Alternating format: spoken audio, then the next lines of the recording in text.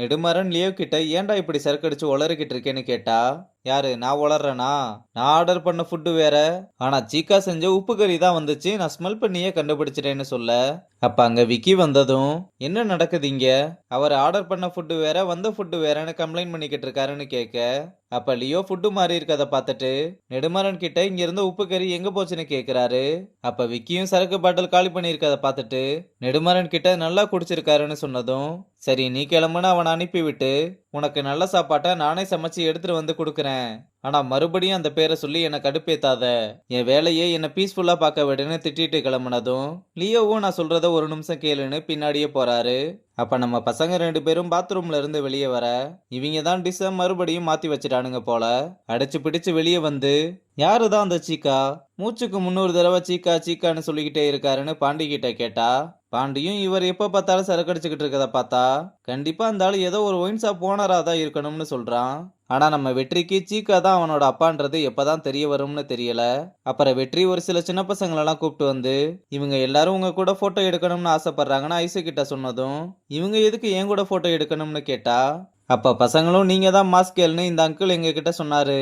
நாங்க எல்லாருமே உங்களை ஃபாலோ பண்றோம். ப்ளீஸ் எங்க கூட ஒரு போட்டோ எடுத்துக்கோங்கன்னு பக்கத்துல வந்து நிக்க, ஐசு இதை கேட்டு ரொம்ப பதட்டமாகி வெற்றி போட்டோ எடுக்கலாம்னு போகும்போது அவனை நிறுத்த சொல்லி, இந்த ஆளுதான் உங்களை ஏதோ சின்ன பசங்கன்னு சொல்லி ஏமாத்துறான். நீங்களும் இவன் பேச்சை கேட்டு போட்டோ எடுக்க வந்துட்டீங்க.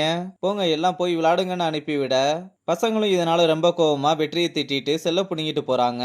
அப்ப ஐசுவும் அங்க இருந்து ரொம்ப கோவமா கிளம்ப, வெற்றி பின்னாடியே ஓடி வந்து என்னாச்சுன்னு கேட்டா, உனக்கெல்லாம் கொஞ்சமாவது அறிவு இருக்கா?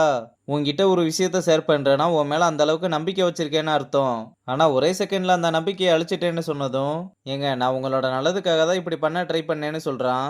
எது நல்லது? இந்த விஷயம் மட்டும் வெளியே தெரிஞ்சு எங்க அப்பாவோட காதுக்கு போனா கண்டிப்பா என்னோட பேஷனே காலியாயிருக்கும். உன்னை நம்பினதுக்கு நல்லா பண்ணிட்டேன்னு ரொம்ப கோவமா அங்க இருந்து கிளம்புறா. அங்க கட் பண்ணா ரியா மீட்டிங்ல எல்லா விஷயத்தையுமே பேசி முடிச்சிட்டு, நம்மளோட ரெசார்ட்ல ஃபுட் பிரைசிங்ல தான் பிரச்சனை இருக்கு.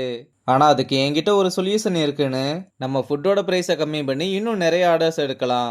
இதனால நமக்கு ப்ராஃபிட்டும் அதிகமா கிடைக்கும்னு சொல்றா. அதுக்கு நெடுமாறனும் ஃபுட்டோட பிரைஸ்ல கை வைக்காதீங்கன்னு நான் எத்தனையோ தடவை சொல்லியும் அங்க சுத்தி இங்க சுத்தி கடைசியில அங்கதான் வந்து நிக்கிறீங்க. நம்ம ரெசார்ட்டோட ஸ்டாண்டர்டை டிசைட் பண்றதே ஃபுட்டோட பிரைசிங் மட்டும்தான். அதனால அதுல கை வைக்கிறது எனக்கு சரியா படலைன்னு ரகுபதி கிட்ட இதெல்லாம் ஹேண்டில் பண்றதுக்கு ரியாவுக்கு இன்னும் கொஞ்சம் எக்ஸ்பீரியன்ஸ் வேணும்னு சொல்லிட்டு எனக்கு ஒரு அர்ஜென்ட் மீட்டிங் இருக்குன்னு கிளம்புனதும் மற்ற மெம்பர்ஸும் அங்க இருந்து கிளம்புறாங்க. ரகுபதியும் உனக்கு இந்த ரெசார்ட்டை பாத்துக்கிற அளவுக்கு பக்குவம் வந்துருச்சுன்னு நான் நம்புறேன். ஆனா நெடுமாறன் கிட்ட பேசுற அளவுக்கு உனக்கு இன்னும் பக்குவம் இல்ல. போக போக அதை நீயே புரிஞ்சுக்குவ. ஆனா இனிமேல் நெடுமாறன் கிட்ட பேசும்போது ப்ரூஃபோட பேசுன்னு சொல்லிட்டு போறாரு. ராஜனும் விடு பாத்துக்கலாம்னு சைகையிலேயே சொல்றான். இங்க விக்கி பனிஷ்மெண்ட் டியூட்டி முடிஞ்சு மறுபடியும் செஃப்பா உள்ள வர எல்லாருமே அவனை வந்து வெல்கம் பண்றாங்க. அப்ப நெடுமாறன் உள்ள வந்ததும் விக்கியை பார்த்து இனிமேலாவது குழந்தை மாதிரி நடந்துக்காதன்னு, உனக்கு ஏதாவது டவுட் இருந்தா ஹெட்செஃப் கிட்ட கேளுன்னு சொல்லிட்டு போறான். விக்கியும் ஐசு கிட்ட வந்து ஒரு வில்லன் சிரிப்பை போட்டு, நான் திரும்பி வந்துட்டேன் என்ன பண்ணணும்னு சொல்லுங்கன்னு கேட்க, அப்ப வேணி அவங்கிட்ட பேச வந்ததும், நம்ம இப்ப எதுவும் பேச வேணாம் அப்புறம் பேசிக்கலாம்னு சொல்ல அவளும் சரின்னு சொல்றா. அப்புறம் மெஸ்ஸுக்கு வந்ததுமே வேணிக்கிட்ட, நான் உன்னை லவ் பண்ணேன், சின்சியரா லவ் பண்ணேன். ஆனா எப்ப இந்த பிரச்சனையை நெடுமாறன் சார் கிட்ட கொண்டு போய் என்னை இந்த வேலையில இருந்து இறக்கி ரூம் சர்வீஸுக்கு தள்ளுன பாத்தியா, அன்னைக்கே எல்லாமே முடிஞ்சதுன்னு சொன்னதும், என்னடா பேசிக்கிட்டு இருக்க, நான் அப்படி பண்ணுவேன்னு நீ நினைக்கிறியான்னு கேட்டா, என்னை இந்த நிலைமைக்கு தள்ளினவங்களோட ஜாலியா சிரிச்சு பேசிட்டு எல்லார் முன்னாடியும் என் சட்டையை கிழிச்சிட்டு இப்ப நான் பண்ணல நீ பண்ணலன்னு சொன்னா என்ன அர்த்தம்? அந்த டைம்ல நான் எப்படி இருந்தேன் என்ன ஃபீல் பண்ணேன்னு எனக்கு மட்டும்தான் தெரியும். அதனால இப்பவே இதை முடிச்சுக்கலாம். திரும்ப திரும்ப தயவு செஞ்சு என்னை வந்து டார்ச்சர் பண்ணாதுன்னு சொல்லிட்டு கிளம்ப, வேணியும் ரொம்ப அழுது அவனோட கையை பிடிச்சுக்கிட்டு ப்ளீஸ் என்னை விட்டு போகாதன்னு கெஞ்சிரா. ஆனா அவன் கையை உதறி விட்டு அவங்க லவ் பண்ணும்போது வேணி அவனுக்கு கிஃப்டா கொடுத்த எல்லாத்தையுமே ஒரு பேக்ல போட்டு கொடுத்துட்டு தயவு செஞ்சு என்னை விட்டுருன்னு சொல்லிட்டு கிளம்பும்போது நம்ம வெற்றி செவனைன்னு உட்காந்துக்கிட்டு இருந்தா அவனையும் ஒரு முறை முறைச்சிட்டு போறான். அப்புறம் நைட் ஆனதும் நம்ம பசங்க சாப்பிட்டு வந்துகிட்டு இருக்கும்போது ஒரு கடைக்குள்ள இருந்து வேணி எதையோ வாங்கிட்டு வந்து ரொம்ப அழுதுகிட்டே அங்க இருந்து கிளம்புறத பார்த்து, எதை வாங்கிட்டு இப்படி அழுதுகிட்டே போறா, இன்னைக்கு கேன்டீன்ல வேற விக்கி கூட சண்டை போட்டுக்கிட்டு இருந்தாளேன்னு சந்தேகப்பட்டு கடைக்குள்ள போய் என்ன வாங்கிட்டு போறாங்கன்னு விசாரிச்சா, கடைக்காரரும் எலி மருந்து வாங்கிட்டு போறாங்கன்னு சொன்னதும், எலி மருந்து வாங்கிட்டு எதுக்கே அழுதுகிட்டு போகணும்னு யோசிக்க, டேய் ஒரு எலியை கொல்ல போறாங்க கொஞ்சமாவது மனிதாபிமானம் வேணும்லன்னு பாண்டி சம்பந்தமே இல்லாம காமெடி பண்ணிக்கிட்டு இருக்கான். அப்புறம் 2 பேரும் வேகமா வேணி இருக்க கேர்ள்ஸ் ஹாஸ்டலுக்கு வந்தா, அவங்க ஜென்ஸ்ன்றதுனால உள்ள விடலைன்னதும் ஐசுக்கு கால் பண்ணா, ஏன்டா இப்படி மாறி மாறி கால் பண்ணிக்கிட்டே இருக்க, இன்னொரு தடவை கால் பண்ற வேலைலாம் வச்சுக்காதுன்னு சொல்லிட்டு காலை கட் பண்ண போனதும் ஏங்க நான் சொல்றது ஒரு நிமிஷம் கேளுங்கன்னு ரொம்ப பதட்டமா. இன்னைக்கு கேண்டீன்ல விக்கியும் வேணியும் ரொம்ப சண்டை போட்டுக்கிட்டு இருந்தாங்க.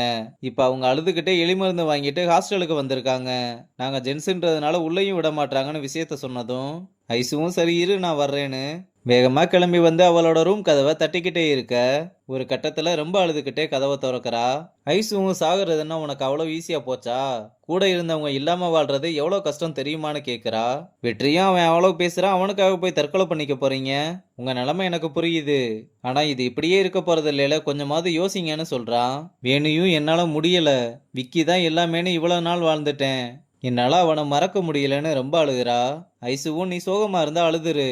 ஆனா இப்படி திடீர்னு எடுக்கிற முடிவு என்னைக்குமே தப்பாதான் முடியும்னு சொல்றா. அப்புறம் வேணியும் ஒரு வழியா இனிமேல் இந்த மாதிரி பண்ண மாட்டேன்னு சொல்றா. அப்ப பாண்டியும் இனிமேல் நீ சாகணும்னு நினைச்சா நாங்களே உன்னை கொன்றுவோம்னு சொன்னதும், யோ பைத்தியம் நீ முதல்ல வெளியே போ, நேரம் தெரியாம காமெடி பண்ணிக்கிட்டு இருக்கேன்னு வெளியே அனுப்பி விடுறான். பாண்டியும் வெளியே வந்ததும் ரெண்டு பொண்ணுங்க இருக்கதை பார்த்துட்டு அவங்க கூட கடலை போட்டுக்கிட்டு இருக்க, நம்ம பசங்களும் வெளியே வந்து விக்கி புரியாம பண்ணிக்கிட்டு இருக்கான், கண்டிப்பா ஒரு நாள் அவன் மாறுவான்னு சொல்றாங்க. அப்புறம் அவளை ஒரு வழியா சமாதானப்படுத்திட்டு வீட்டுக்கு கிளம்பலாம்னு ஐசு அவளோட வண்டி எடுக்கும்போது பாண்டி வேகமா ஓடி வந்து பின்னாடி ஏறி உக்கார, யோ என்னையா பண்றேன்னு ஐசுவை வெற்றி வேகமா இழுக்கிறான். பாண்டியும் எலக்ட்ரிக் வண்டியை எனக்கு ரொம்ப நாளா ஓட்டணும்னு ஆசைன்னு ஒரு ரவுண்டு கேட்க, அவளும் சரின்னு சொன்னதும் வண்டி எடுத்து ரவுண்ட் அடிக்க ஆரம்பிச்சிடுறான். வெற்றியும் காலையில நடந்ததுக்கு ஐசு கிட்ட சாரி கேட்டு, நீங்க அடுத்தடுத்து மேல வரணும்னு ஒரு ஆர்வத்துல பண்ணிட்டேன். நீங்க சொன்னதுக்கு அப்புறம் தான் அது எவ்வளவு சீரியஸான விஷயம்னு எனக்கு புரிஞ்சுதுன்னு சொல்றான். ஐசுவும் இன்னைக்கு உன்னால தான் என் ஃப்ரெண்டு எனக்கு திரும்ப கிடைச்சிருக்கா, அதனால நீ தப்பிச்சிட்டேன்னு அவளும் சாரி கேட்க, ஏன்னு கேட்டா நானும் கோவத்துல வார்த்தை விட்டுருக்க கூடாதுன்னு சொல்றா. நம்ம பையலும் சாரிலாம் வேணாம் ஒரு பாட்டு பாடுங்கன்னு சொல்லி கேட்க, அவளும் பாட்டு பாடிக்கிட்டே ரெண்டு பேரும் சேர்ந்து ஒண்ணா நடந்து போறதோட இந்த எபிசோட முடிச்சிருக்காங்க.